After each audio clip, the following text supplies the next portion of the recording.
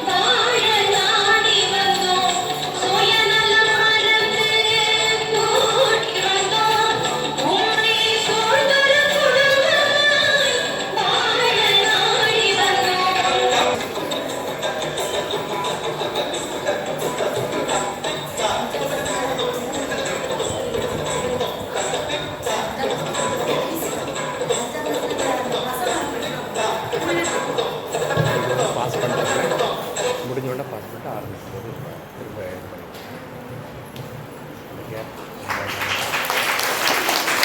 திரும்ப பள்ளியில் விழாவினை சிறப்பாக கொண்டாட உங்கள் அனைவரையும் வருக வருக என வரவேற்கின்றேன். அறிவு தீபம் ஏற்றும் எம் பள்ளியின் விழா இன்று ஆண்டுக்கு ஒருமுறை வரும் அரும்புகளின் விழா. இனிமையான நினைவுகளை சுமந்து வரும் ஈடு இணையற்ற விழா. உற்சாகம் பொங்க மாணவர்கள் ஊக்கத்துடன் பங்கேற்கும் விழா.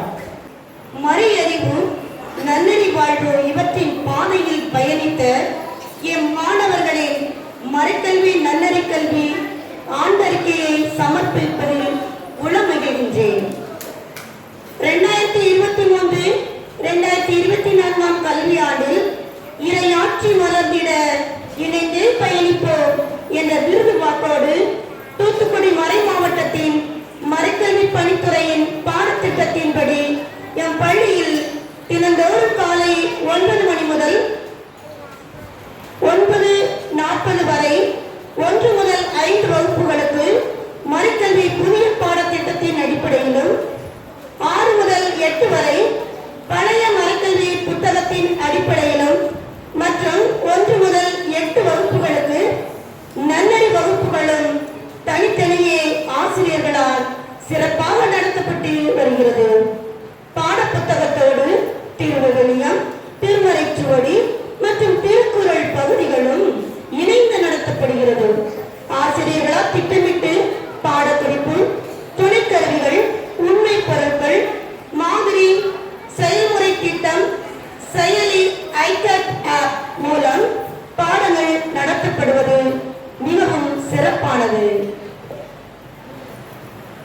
9/2/2024 அன்று நற்செய்தி நடுவத்தில் நடைபெற்ற பாலரவை மாநாட்டில் எம் பள்ளி மாணவி அர்ச்சனா அவர்கள் முதலிடமும் 9/11/2023 அன்று நடந்த நற்கருணை வீரர் அவை மாநாட்டில் எம் பள்ளி மாணவர்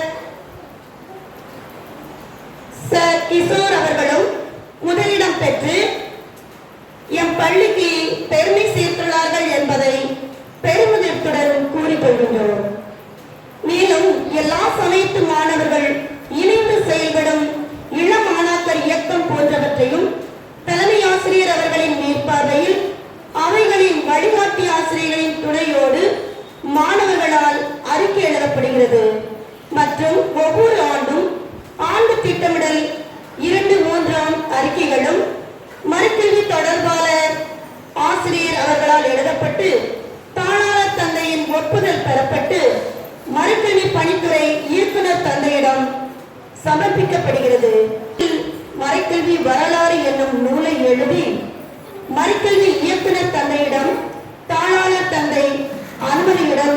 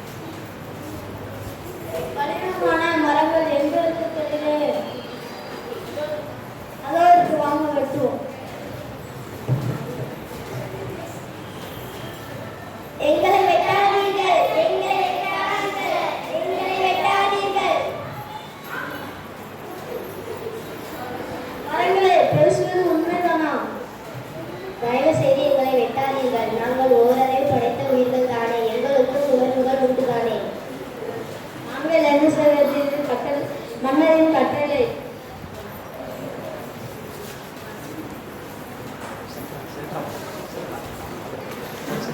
வெளியேறே வேலை முடிந்ததா? இல்லை மன்னா. ஏன் வேலை முடியவில்லை? நாங்கள் மரங்களை வெட்டும்போது மரங்கள் பேசியது மன்னா. ஆச்சரியமாக உள்ளதே, மரங்கள் பேசியதா? வாங்கள் போய் பார்க்கலாம். அப்படி ஒரு நிகழ்வும் நடக்கவில்லை எனில் உங்கள் தலைகள் துண்டிக்கப்படும்.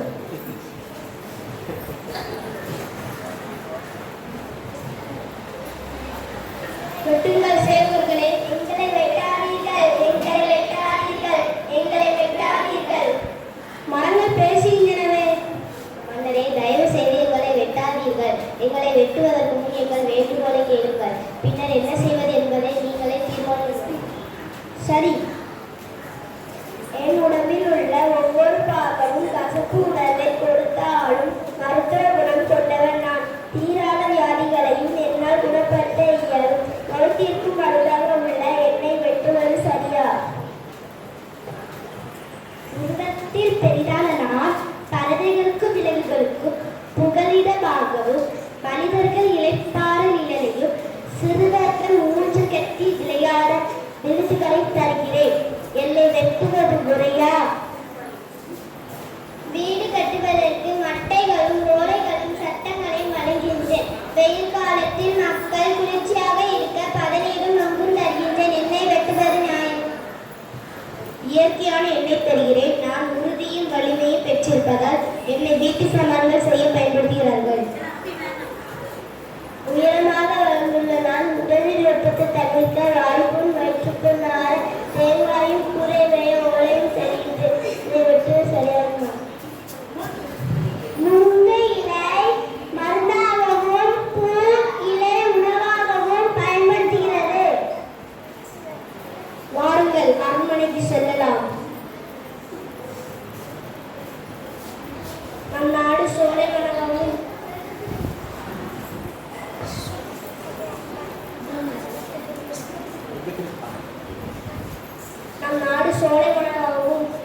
தூய காற்றை சுவாசிக்கவும் நாட்டு மக்கள் ஒவ்வொரு வீட்டிலும் கட்டாயமாக ஒரு மரக்கன்று நட வேண்டும். இதுவே என் நாளை. நன்றி, வணக்கம்.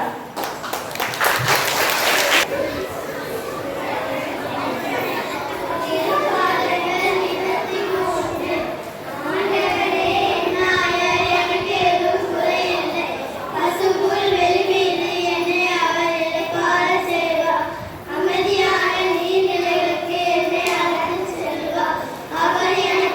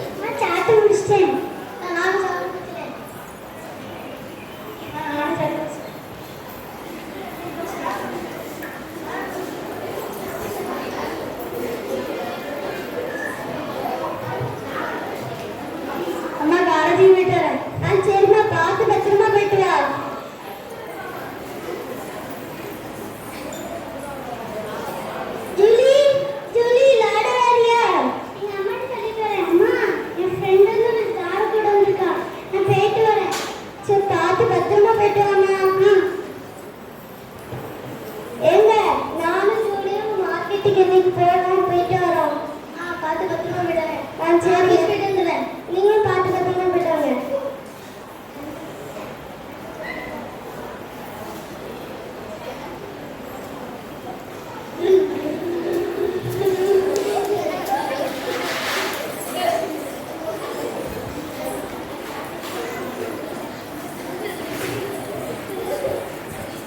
Judy, Judy. என்னம்மா? போய் மார்க்கெட் போகணுமா, வரியா? வரேம்மா. அரை கிலோ தக்காளி கொடுங்கண்ணா. எனக்கு அது வேணும். அது வேண்டாம்மா. இல்லை, எனக்கு அது வேணும். சரி, அது வந்து தாங்கண்ணா.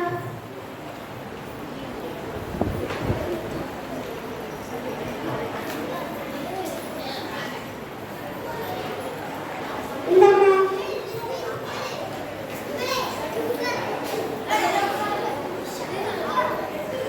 வயல்வெளிக்கு. வயல்வெளிக்கு. ஜூடிமா, என்னாச்சு உனக்கு? வயல்வெளிக்கு. ஐயோ, ஃபோன் அடிக்கிறாங்க அப்பாக்கு.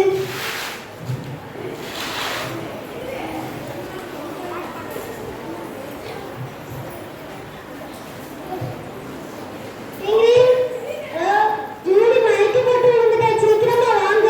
என்ன, ஜூடி மயக்க போட்டு விழுந்தா? ஆமா, 108 கால் பண்ணிட்டு வாங்க.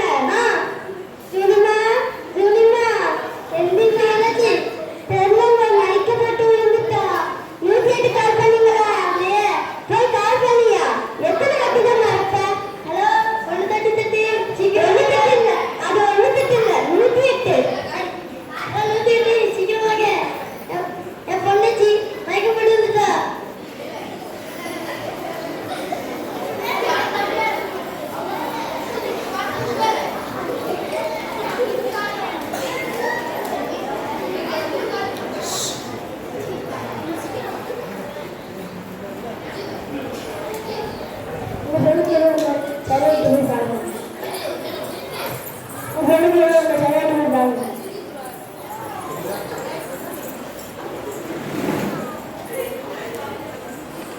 ஜூலிமா, ஜூலிமா. அம்மா, இனிமே நான் உங்க பேச்சை கேட்பேம்மா. நான் அடம்பிடிக்க மாட்டேன். சரிம்மா, அந்த கடவுளுக்கே நன்றி சொல்லு. அந்த கடவுளுக்கே நன்றி.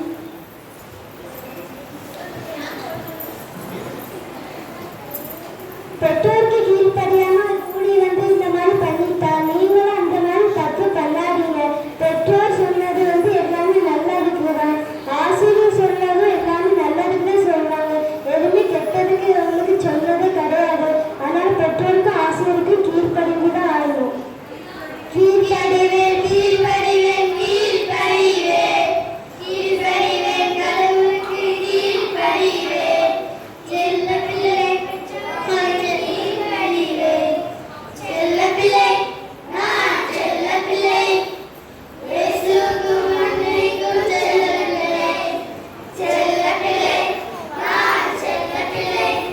இயேசுவுக்கு கீழ்ப்படியும் செல்ல பிள்ளை.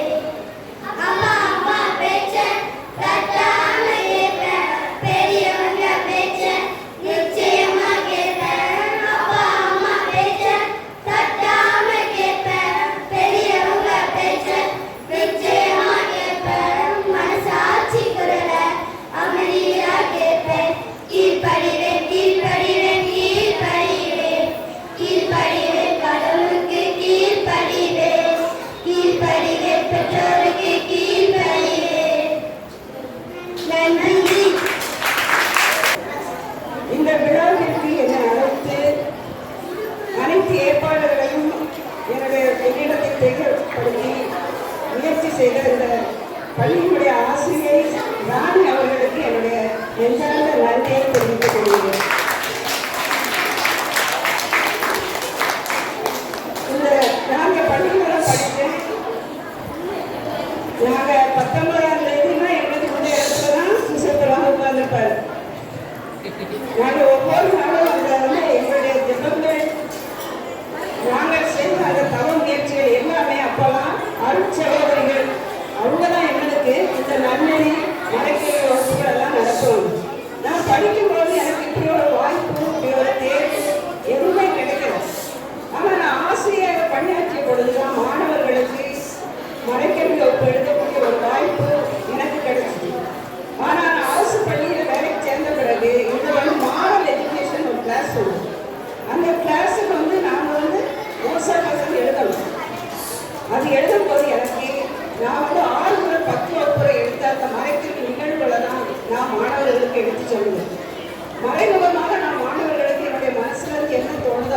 சொல்லுவேன். அன்றார்ந்த மாணவ செல்வங்களே, நீங்க பள்ளிக்கு வரும் பொழுது உங்களுடைய வகுப்பறைக்கு வெளியே சிறப்பை கலத்தி போடுற மாதிரி உங்களுடைய எல்லா பள்ளி சார்ந்த செயல்கள் இல்லை உள்ளது எல்லாத்தையும் அதை கலத்தி போடணும்.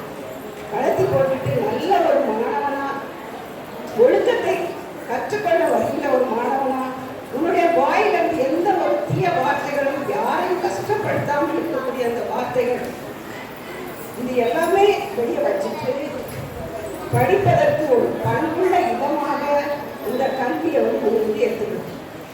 அதுக்கு உங்களுக்கு உறுதுணையாக இருக்கிறது யாருன்னா சுசேப்பர். கடவுள் நம்பிக்கை, கடவுள் பக்தி, கடின முயற்சி, இந்த 3 கேயும் ஒன்றை இருந்தால் போதும். கடின உழைப்பு வாழ்க்கையில எதையுமே கண்டிப்பாக சாதிக்கலாம்.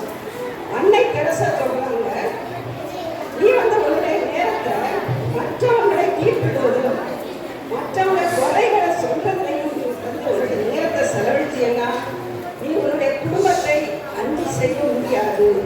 அந்த குடும்பத்தை அன்பு செய்வதற்கு எடுத்துக்காட்டி யாருன்னா இன்னைக்கு நம்ம கொண்டாடின நம்முடைய ஹீரோ சுசேப்பர்லாம்.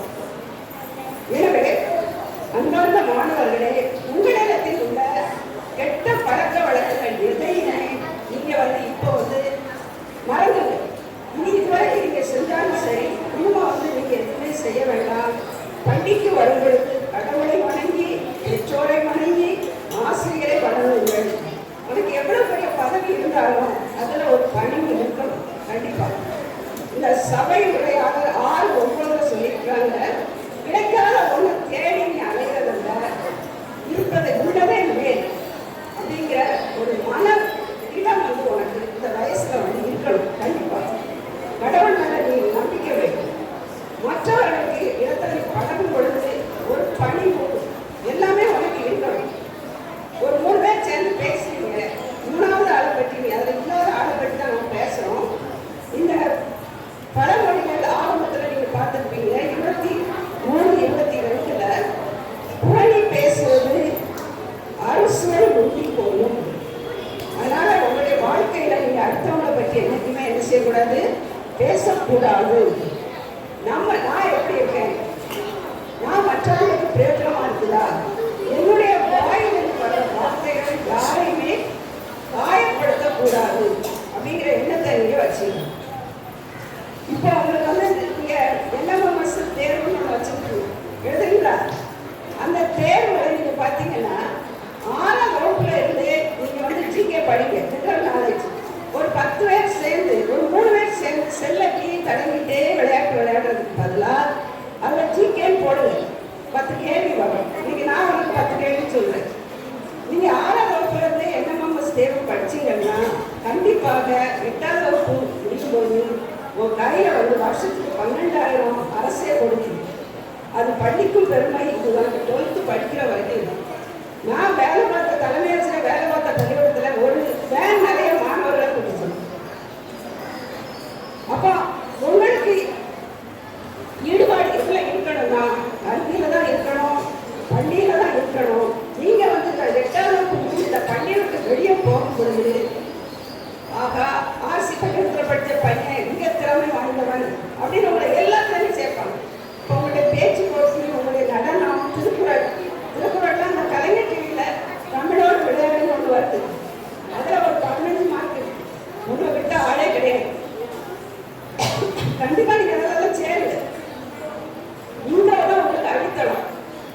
நீங்க மேல்நிலை வகுப்புக்கு போயிட்டீங்கன்னா இது எல்லாம் ஒரு வந்து நல்லா படிக்கிற பையன் அந்த லிஸ்ட்டை தூக்கி வச்சுக்கணும். அதனால அன்பார்ந்த மாணவர்களே, நல்ல பழக்க வழக்கங்கள் நல்லவற்றை மட்டுமே உங்க செவி கொண்டு நீங்க கேளுங்க. மற்றவர்களுக்கு நீங்க ஒரு முன் உதாரணமாக இருங்க. சிறு வயதிலேயே இந்த ஷேரிங் விட்டு கொடுக்கறது, இந்த மாதிரி பண்ணி ஒருத்தர் சண்டை போடுறது, இதெல்லாம் நீங்க வந்து கொஞ்சம் போறேன்.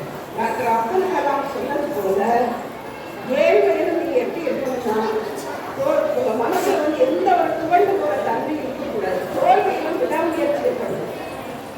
உனக்கு பதவி உயர்வு வந்துட்டாங்க பண்ணிருக்கணும். செல்வம் வந்துட்டா அந்த செல்வத்தால நீ வந்து மிகவும் எளிமையாக வாழ வேண்டும். விடாமுயற்சி இருக்கணும், நல்ல இருக்கணும். இதுக்கு உங்களுக்கு அடிப்படை எது? இந்த கல்வி நிலையத்துல தான் உங்களுக்கு கிடைக்கிறதுனால எக்ஸ்ட்ரா எதுவுமே இந்த பேச முடியாது.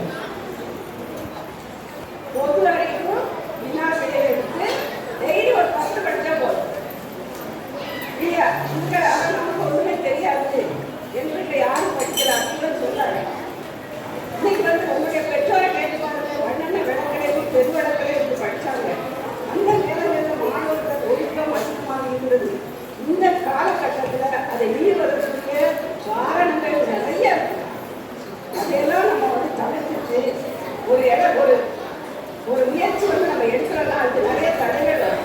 அந்த தடைகளை நம்ம வைத்து தடத்துக்குள்ள போகலாம். அதை தாண்டியே செல்லலாம், அதை தவிர்த்து செல்லலாம், வேற ஒரு பாதை வழியாக நீ செல்லலாம்.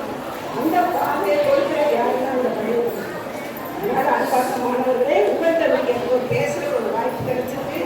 இந்த வாய்ப்புக்கு நான் வந்து நம்முடைய தாராள தந்தை அவர்களுக்கும் பதினுடைய தலைமை ஆசிரியர் அவர்களுக்கும் என்ன போன வேண்டிய எல்லாருங்க வந்துருங்க, எல்லாருங்க வந்துருங்க.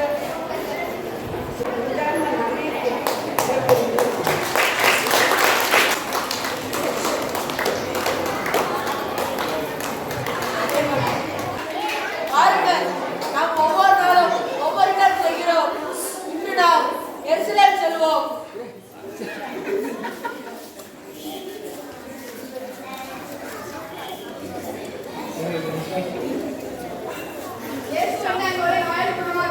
ஆம், நாம் உங்கள் நோயாளிகளை குணப்படுத்த வந்துள்ளோம். பேதுரு, அங்கே பார், இதுதான் 5 மண்டபங்களாலான பெத்தசாகுடம். இதை அப்படி கூறாதே, அப்படி கூறவும் முடியாது. ஏனெனில் வானதூதர் குளத்தில் இறங்கி வந்து தண்ணீரை கலக்குவார். அப்பொழுது யார் முதலில் இறங்குவாரோ அவர்களின் நோய் குணமாகிவிடும்.